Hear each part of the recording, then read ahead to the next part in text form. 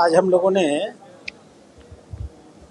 प्रदेश के जो नवनियुक्त पदाधिकारी हैं, आज उनकी विस्तार से बैठक ली है। पिछले 3 महीनों में उन्होंने संगठन में क्या क्या काम किया है, उसकी समीक्षा की है। कुछ ऐसे भी पदाधिकारी हैं जिनको अभी काम या दायित्व तो नहीं दिया गया है, उनके बारे में भी निर्धारण किया गया है। चाहे वो उपाध्यक्ष हो, महामंत्री हो, मंत्री हो, सबके काम का सुनिश्चित बंटवारा करके उन्हें अपने क्षेत्रों में जाकर के क्या क्या करना है, इसके बारे में विस्तार से उन्हें समझा कर हम लोग ये मानकर चलेंगे कि अब 2 तरह के काम होते हैं। एक काम होता है जो बहुत से कार्यक्रम होते हैं जिसमें हर कार्यकर्ता सहयोग करता है, वो एक अलग काम है, और एक संगठनात्मक काम होता है।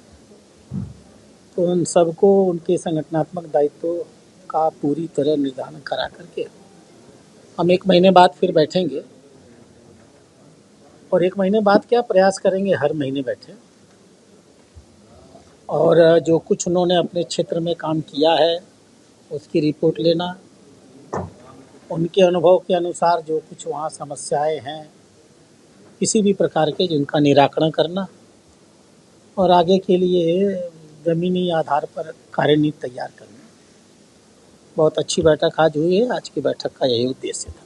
पंचायत निकाय चुनाव को लेकर कोई डायरेक्शन दे रहे हो क्योंकि नहीं है, उसकी तैयारी चल रही है। जो उचित तैयारी एक पार्टी को करनी चाहिए, सरकार अपना काम करेगी, एक पार्टी के रूप में हम लोग उसकी तैयारी कर रहे हैं। हम लोगों ने एक ये भी निर्णय लिया है कि कुछ प्रशासनिक जिले बनाए गए थे जो हमारे संगठनात्मक जिलों से थोड़ा उनकी लाइन पे नहीं थे।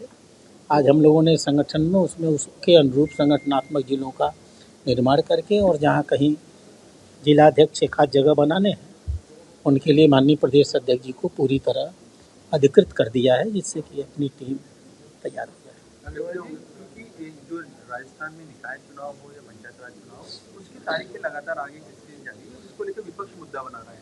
कहीं ना कहीं जब चुनाव लेट होते हैं तो आम जो जनता है उसमें भी नाराजगी आती है। क्योंकि इन चुनावों के लेट होने का आने वाले जो चुनाव होंगे उसका असर पड़ेगा बीजेपी पर, कुछ लगता है आपको? ये प्रश्न, हाँ देखिए, हम एक संगठन है, जैसे अन्य संगठन अपनी चुनाव की तैयारी कर रहे होंगे, हम भी अपने स्थानीय नगर निकायों के और जिला ग्रामीण निकायों के जो चुनाव हैं, हम उसकी तैयारी कर रहे हैं।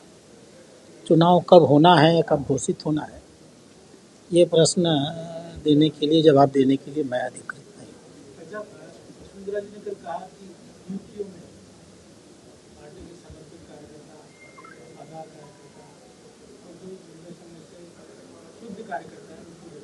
अच्छी बात कही उन्होंने, और एक सैद्धांतिक बात कही है। ये तो हमेशा होना चाहिए कि जो अच्छे कार्यकर्ता हैं, शुद्ध कार्यकर्ता हैं, उनको समुचित स्थान दिया जाए। यहाँ के पुरानी नेता हैं, आज भी लोकप्रिय नेता हैं, विशाल अनुभव है उनके पास, और तो हमारे सामान्य कार्यक्रमों में आती हैं। हम उनके दी गई बातों को नहीं सुनेंगे, ऐसा क्यों? और अच्छी बातें हैं तो तब तो उसको सुनना भी है, लागू भी करना है, उसमें कोई ऐसी बहुत बड़ी बात नहीं देखता हूँ मैं। कुछ ऐसा हुआ है वैसे कि जिनको नियुक्तियां मिली जो उस तरफ इशारा करने की कोशिश की गई हो कि भी जो दल बदल के नेता है उनको प्रायोरिटी दी जा रही है संगठन के? अब देखिए, ये प्रश्न तो आपको वसुंधरा जी से पूछना होगा। मैंने तो जो उनका टीवी पर बयान देखा है, आप ही लोगों ने दिखाया है, तो वो तो पूरी तरह सकारात्मक बयान है और संगठन के हित में दिया गया बयान है। आपसे जुड़ा हुआ सवाल है, आप संगठन के प्रभारी हैं, आपकी नजरों में संगठन किस तरह काम कर रहा है, कि अच्छा काम कर रहा है? आपको लगता है कि मौजूदा जो टीम भी बनी या इसके जो संगठन का कामकाज चल रहा है राजस्थान में? जी हाँ, आज मैंने सारी टीम से निजी रूप से परिचय लिया है। मैंने संगठन के निर्माण में कोई हस्तक्षेप नहीं किया था, क्योंकि संगठन तो मूलतः अध्यक्ष को चलाना होता है। मैं महीने 2 महीने में बाहर आ जाऊंगा, बाहर से चलाऊंगा और रोज संगठन को कह दूंगा मैं हर कार्यकर्ता को जानता हूँ, ये भी शायद गलत होगा। आज मैंने सबसे परिचय लिया है और हमारे सभी पदाधिकारियों के अंदर काफ़ी वर्षों का अनुभव है। संगठन में उन्होंने बड़ा समय दिया है। देखिए, एक व्यक्ति को खड़ा करके मैंने उसका संगठन में अब तक का क्या योगदान था, उसके बारे में विस्तार से जानकारी प्राप्त की है। भारतीय जनता पार्टी तो संगठन आधारित कार्यकर्ता आधारित संगठन ही है। अब क्या होता है ना कि हमारे पास इतने सारे ज़मीनी कार्यकर्ता हैं जो नीचे से उठकर ऊपर तक आए हैं और हमको रखना सिर्फ 34 लोगों को है, तो सबको तो समाहित नहीं किया जा सकता। लेकिन हमारे पास हर कार्यकर्ता से काम लेने की जगह होती है। हमारे इतने प्रोग्राम आते हैं, हमें जिला इकाइयाँ चलानी होती हैं, प्रभारी नियुक्त करते होते हैं, विधानसभा के स्तर पे काम करना होता है, जो अभियान आते हैं उसके लिए हमको वक्ता भेजना होता है, बहुत सारी जगहों पे हम लोग को विभाग प्रभारी बनाते हैं। तो कोई कार्यकर्ता खाली नहीं रहता है। जिसके पास भी काम करने का मादा है, इच्छा है, हमारे पास उसको देने के लिए सफिशिएंट काम है। 2.5 साल हो गए पॉलिटिकल जो अपॉइंटमेंट है उसके लिए इंतजार कर रहे हैं कार्यकर्ता, और लगातार ये बात भी उठती थी अलग अलग मंचों से और बैठकों में भी।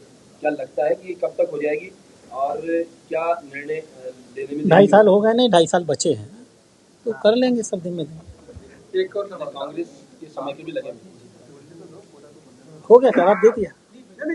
लेट हो रहे हैं तो कार्यकर्ता ये भी एक उम्मीद लगा नहीं, लेट वेट कुछ नहीं होता।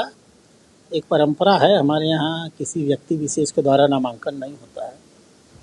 बहुत सारे स्तरों से ये प्रक्रिया होते हुए जाती है ना। हमारे यहाँ सामूहिक निर्णय का एक प्रयास होता है। हर व्यक्ति अपनी अपनी बात कहता है, उसके अधिकार भी होते हैं। चल रही है प्रक्रिया, हो जाएगी, उसमें कौन सी बात है। सामूहिक निर्णय नहीं हो पा रहे इसीलिए देरी हो रही है।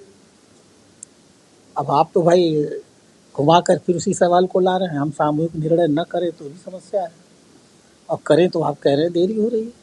एक निर्णय जो एक आदमी लेगा वो तुरंत लेगा।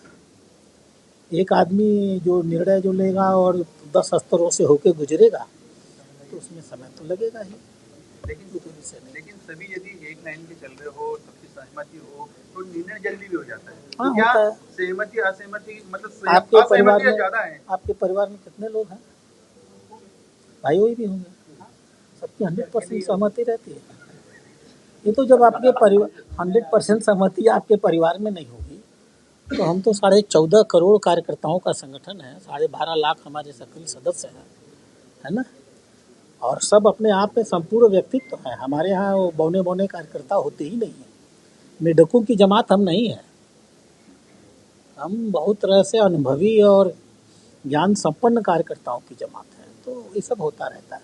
कांग्रेस कह रही है कि सत्ता और संगठन में मेल नहीं है, तालमेल नहीं है, इस वजह से कई ऐसी चीजें दिखाई देती है। देखिए, कांग्रेस अपने अनुभव से कह रही है।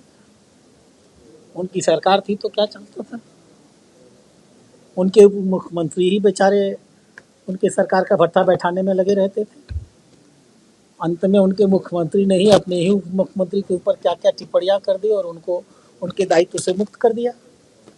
तो भाई उनका अपना एक अनुभव है। आपस में द्वेष, विद्वेष, घृणा, प्रतिरोध, प्रतिशोध, बदला, हमारे ये सब नहीं चलता है। अशोक गहलोत जी लगातार हर दिन एक इंतजार शास्त्र का चैप्टर रिलीज कर रहे हैं, इसको लेकर आप तो एक्चुअली वो हमको रिलीज नहीं कर रहे हैं। वो अपने दूसरे नेता के बरबक्स अपने को बड़ा नेता साबित करने की कोशिश कर रहे हैं। करने दीजिए, ये उनकी आंतरिक लड़ाई है। किसी न किसी को तो कंधे पर रख के मारेंगे, तो हमारे कंधे पर रख के मार लेते हैं। कुछ दिन बाद दूसरे नेता मार लेंगे, तो उनकी लड़ाइयों में हम लोग क्यों पड़े? वो आपस में लड़ रहे हैं, इसको देखने की कोशिश करिए। उनकी बंदूकें चलती हमारी ओर होंगी, लेकिन निशाना कोई और होता है। वो हमारे ऊपर भी आक्रमण करते हैं तो वास्तव में आक्रमण अपने संगठन के अंदर किसी के ऊपर करते हैं। आपको भी पहली बार देख रहे हैं इस साल में, जो आप रूबरू हो रहे हो हमारे से, इतना इंतजार करके आप आए, इतना इंतजार हो गया। इधर एक्चुअली बीजेपी में राजनीतिक नियुक्तियां नहीं हो रही, मंत्रिमंडल नहीं हो रहा, और इधर से गहलोत जी ने इंतजार साथ छोड़ चला गया। अब आप उस इंतजार साथ के इन सारे समावेश को कैसे शामिल होगा? देखिए, ऐसा है कि मंत्रिमंडल हमारा बना हुआ है। आप लोग न जाने कब से पूछते रहते हैं मंत्रिमंडल का विस्तार कब होगा, मंत्रिमंडल बदला कब जाएगा। हम क्यों किसी को बदलेंगे और क्यों विस्तार करेंगे? अगर हम संतुष्ट होंगे तो यह निर्णय माननीय मुख्यमंत्री को लेने दीजिए कि वो अपने मुख्यमंत्री अपने मंत्रियों से संतुष्ट हैं या नहीं हैं, वो तो लगातार मूल्यांकन कर रहे होंगे ना। तो जब वो उचित समय आएगा वो अपनी राष्ट्रीय इकाई को कहेंगे। हमारे यहाँ निर्णय ऐसा थोड़ी है कि एक मुख्यमंत्री अचानक ही सब निर्णय ले लेता। हम तो एक संगठन है ना, जब वो महसूस करेंगे तो हमारे राष्ट्रीय अध्यक्ष से बात करेंगे। हम तो सिर्फ प्रभारी हैं, जब ऊपर से कोई आदेश आएगा तो हम लोग उसको नीचे करेंगे।